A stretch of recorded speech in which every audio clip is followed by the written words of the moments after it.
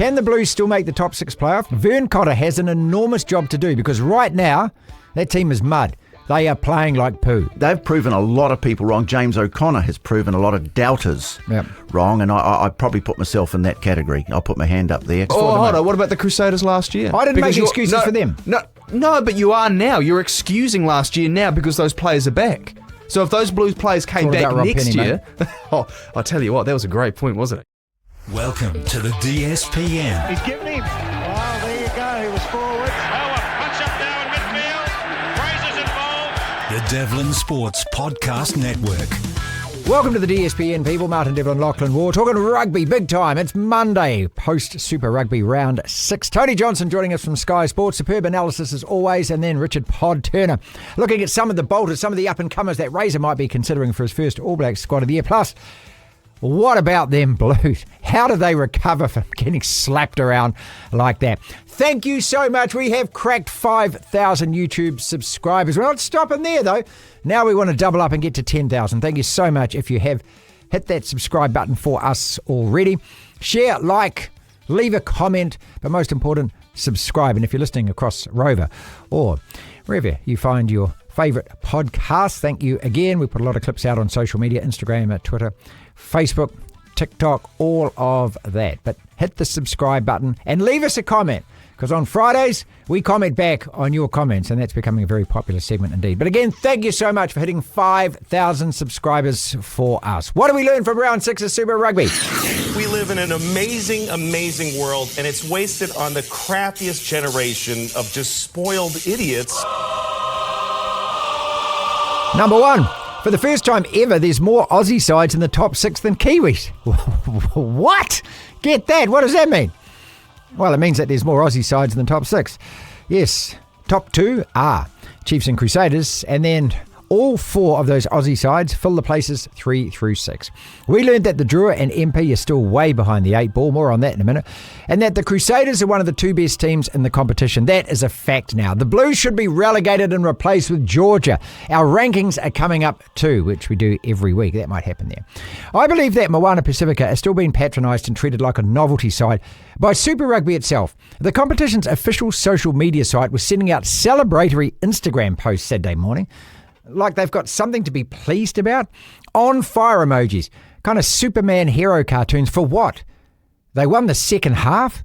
Oh, come on, whoop whoop. It was 43-7 to the Chiefs at half-time. 43-7, that's more than a point a minute. That's a hiding of a scoreline. MP didn't win the second half. They'd lost the game by half-time. Sure, they scored a few second half tries after the Chiefs had buttoned off, but ask the Moana Pasifika coaching staff what they think. They'll tell you there's nothing to celebrate. They lost by 15 and they conceded 50 points again. They'll be gutted at that. Tana Umaga will be seething. That's not progress. That's not building upon an excellent performance beating the Hurricanes. If that game was a giant leap forward, then this is 2 steps backwards. Super Rugby and their social media people, I think, just need to stop patronising this team. Start treating them as proper professionals. They deserve criticism for that performance, not praise. And believe me, they will know that themselves better than anyone. The Crusaders, though, are back to being the real deal. If anyone doubted at all where this team was at, then Saturday night at Eden Park was as emphatic a statement as they could ever deliver. They're back all right. Physical, relentless, real Crusader rugby. It wasn't perfect. And just like MP versus the Chiefs, the scoreline flattered the losing side. If the Cantabs had have kicked their goals, the game would have been over at the 50-minute mark. They bullied, harassed, embarrassed the defending champs, slapped them into submission on their home patch. It was like watching Big Brother, wasn't it? Giving it to Little Brother. As for the Blues, they've forgotten how to play. They've forgotten who they used to be. So many dumb mistakes and silly individual errors from guys trying to be the big hero. Week after week, they can't even deliver a set piece. Lineouts, scrums, kickoffs, exits. They've botched the lot. If you were picking the All Blacks to play next week, there's no way you could select Rico, Dalton, Finley Christie, Satutu. Average beyond average. None of those guys would make a Wales squad the way they're playing right now. Can the Blues still make the top 6 playoff? That's going to be a real storyline this second half of the season. Vern Cotter has an enormous job to do because right now, that team is mud. They are playing like poo. Devlin.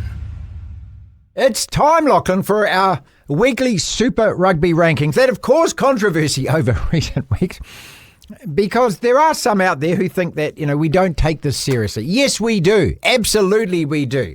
These are power rankings, as they're called by most media. Power rankings. We're a newsroom Or a sports department sits around on a Monday and goes, well, we've got no content. What do we do? Let's do a rankings. The only real rankings are the official ones. Chiefs, Crusaders, Reds, New South Wales, Brumbies, Force. Get that. 4 Aussie teams in the top 6. Highlanders, Canes, Drua. And they've got Blues and MP. Or it might be the other way around, but who cares?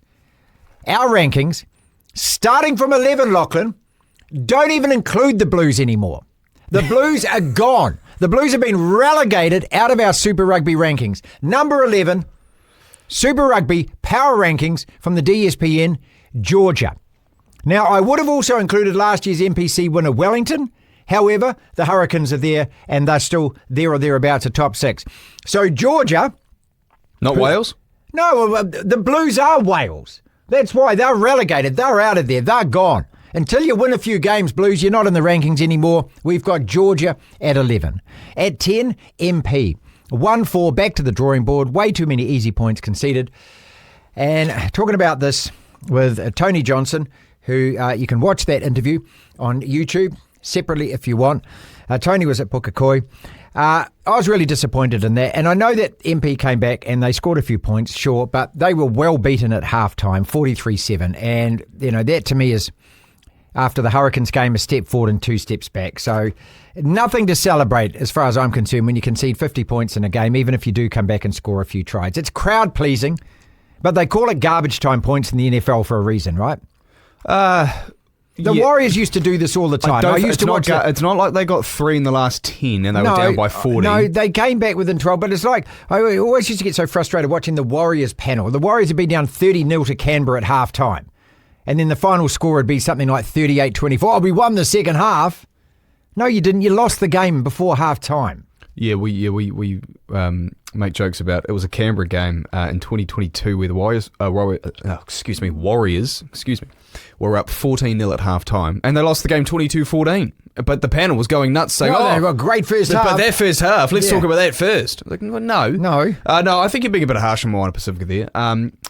Because... yes, 43-7 is an eye-watering score at halftime. That's 80 points at the end of the game if the Chiefs keep going. Exactly. But the Chiefs didn't, and to their credit, Moana Pasifika kicked into gear. Now, you could argue, did it happen too late? The point, I think it was 8 minutes to go was when they made it 43-35. Now, they still needed to score twice, but by how the first sort of half hour went, they were scoring at a heck of a pace. And then the Chiefs So it's fair to believe that they can quickly get another try and maybe a drop goal. Did anyone genuinely believe that? Well, at halftime, no. But the Chiefs were a different side in the second half. The Chiefs got the ball back and scored. The Chiefs were dynamite in the first half, but they were on the bus home, mate, at halftime. No, seriously, I think you're excuse making for the Chiefs here. Look at the coaches' box and the faces of the coaches, Clayton McMillan and his assistants at full time. No, there was no. I'm not celebrating that MP at all. I'm not celebrating. No, but there were no hands being shaken. There were no smiles. There were scowls on their faces at full time. No, but I think the Chiefs, they've looked ordinary the last few weeks. But for Moana Pasifika, no, I think you are being a little bit harsh. I think you are. Nothing to celebrate for me. But anyway, in terms of being 10, by 50, they're 10th. Number 9, Drua, 1-5. So much promise, just can't get the wins on the board though.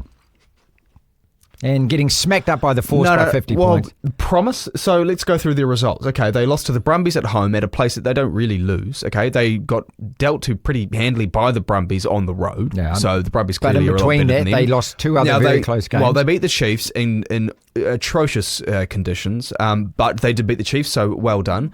And they've just been absolutely smacked up by the Force. Yeah, they lost to the Tars pretty much on 80 minutes. Am I missing a game? I probably am, but... They've been competitive in some, but this is a team that doesn't know who they are. Yeah. On the road, granted, the Drua have never been a reliable team, and at home they're different.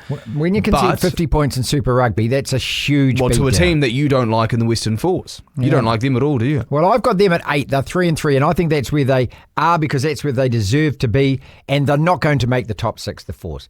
They're a team that will win some games, but when it comes to playing the bigger teams, they're not going to beat the Hurricanes, and they're not going to beat the Highlanders. Those 2 teams are better, which is why I've got them ranked higher. Yeah, fair enough. That's why. Can I counter that point? Do you think Moana Pasifika would beat the Blues right now? Well, the Blues aren't in the competition. Yes or no? It's where the MP will beat Georgia. Would they beat Georgia? That would be a hell of a game. No, Georgia. I mean, if we're being honest, Georgia would kill Moana. They would absolutely wipe the floor with Moana Pasifika. I think Georgia. Not only they'd wipe the floor, but I think Georgia would be too strong up front. They'd beat them. But in all honesty, I don't think Moana Pasifika would beat the Blues. I don't think the Injura would beat the Blues. I really don't.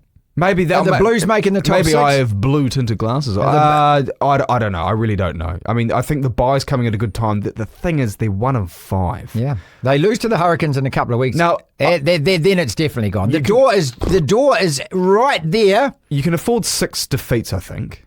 I don't know. They've got to start playing. They can't even catch a line out. They can't catch a kickoff at the moment. They don't even contest kickoffs. Look, that kickoff that David Havili stole as like a thief in the night. That was. I hope Vern Cotter went into their dressing room afterwards with the Blues and said nothing. I hope he went in there and just said nothing. I hope he just had a notepad and he just looked around at people and he just made a couple of notes and just psychologically just tortured them all without saying a word. I got to say, look, their form's been terrible, and if you're talking about the worst defending champs, they are up there. I mean, I remember the Bulls in 2008 were bad, the Crusaders in 2001 were pretty ordinary, but this is probably the worst defending champ there's been for some time, if they keep going the way they are. Since Liverpool defended the title in 2020 into 21. Where are United on the table right now? Anyway. In the Europa League quarterfinals. To my point, they are missing so many key forwards. But now, I'll say this. The All Blacks aren't playing well. No, they're not. But look at Rico. Look, I mean, God, I'll tell you what, but this guy is so talented.